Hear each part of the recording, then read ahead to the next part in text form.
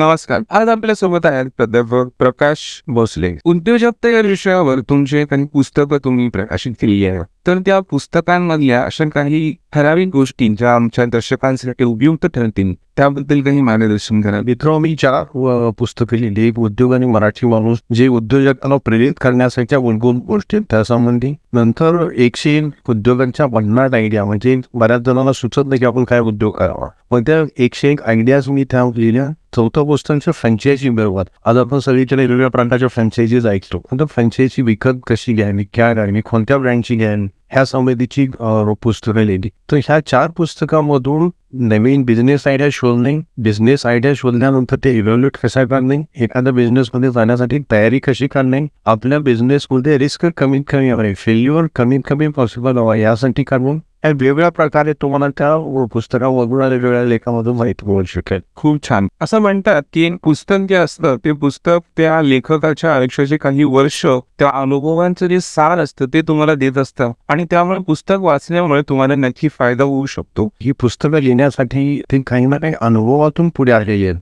जसं मी सांगितलं की फ्रँचायझी बरोबर हे पुस्तक मी लिहिण्या अगोदर फ्रँचायझी इंडस्ट्रीमध्ये फ्रँचायझी घेणारे, फ्रँचायझी विकणारे, फ्रँचायझी घेऊन सक्सेसफुल होणारे, फ्रँचायझी घेऊन फेल होणारे, अशा कमीत कमी 100 लोकांचे इंटरव्ह्यू घेतल्यानंतर ते पुस्तक लिहिलं. म्हणजे 100 लोकांची लाईव्ह अनुभव त्या पुस्तकात आहे. सर, जर समजा आपण विचार केला की एखाद्या व्यक्तीला व्यवसाय सुरू करायचा आहे तर त्याच्यासमोर कोणकोणत्या अडचणी येतात? सगळ्यात मोठी अडचण, जसं तुम्ही विचारलं की एखाद्या बिझनेसमध्ये येण्या अगोदर मी जेवढ्या लोकांना आतापर्यंत म्हणतो, सगळ्यात महत्वाचं म्हणजे फेल्युअर हे एकच अडचण सगळ्यांना जाणवते. म्हणजे मी व्यवसायात आल्यानंतर सगळ्यात महत्वाचं म्हणजे माझे पैसे तर जातीलच. फेल झाल्यानंतर एखादा लहान मुलगा सायकलवर पडल्यानंतर सगळे आजूबाजूचे हसतात आणि मुलगा रडतो. तर मुलगा रडतो लागल्यामुळे नव्हे, तर बाकीचे लोक हसतात म्हणून रडतो. तर बिझनेसमध्ये येण्यासाठी सगळ्यात महत्वाची अडचण म्हणजे भीती. याशिवाय भांडवल कमविणे, नुकसान होणे हे अजिबात सूत्रमतेचा संबंध नाही. लोक असे तसे ऍक्सिडेंट होतात, काय होतात, दवाखान्यावरती पैशाचं नुकसान तर आयुष्यात किती वेळा होतं. पण बिझनेसमध्ये लोक हसतात किंवा लोक काय म्हणतील ह्या भीतीपोटी लोक येतात. सगळ्यात मोठी अडचण मला